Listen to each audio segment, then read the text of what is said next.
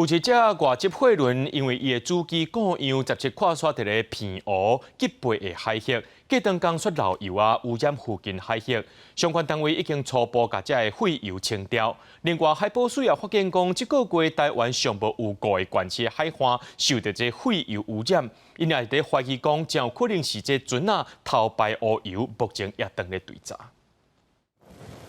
海保署人员掠一片棉片，放伫海岸边仔吸油，摕起来棉片拢变乌色。这是伫偏湖白沙后了海岸，空的所在，阁有一只袂叮当的船。这只货轮17个钟失去动力，就靠山伫海边。随望船员拢平安，不过船顶有20吨的柴油煞流出来，规片海水拢互废油污染。18号的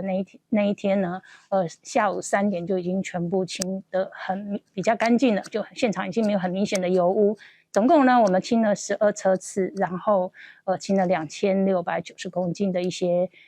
含油的一些废弃物。靠山伫偏湖的货船，目前离海边无介远，航港局拍算19将船仔拖走。海保署表示，随望海边废油已经初步处理，不过海巡队员也是放柴油锁啊，避免海水可流，废油会扩散。我们现在目前人员，我们本署的人员也都在现场，持续的在做监控，看有没有一些漏油的情势，还有我们的工作人员也在现场，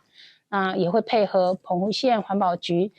跟应变中心呢这边来执行后续有关于如果在执行抽油作业的时候，我们会来做密切的监控。除了偏湖，这个月伫台东、屏东、新北等地5个县市，拢发现海边有废油污染的情形，因废油大部分拢是伫石搭。必须爱用高压冲洗机，也是人工清除。海保署已经开始调查，怀疑可能是船仔偷排废油，目前阁无法度确定污染的源头。记者钟义辉、邱昭勇高雄报道。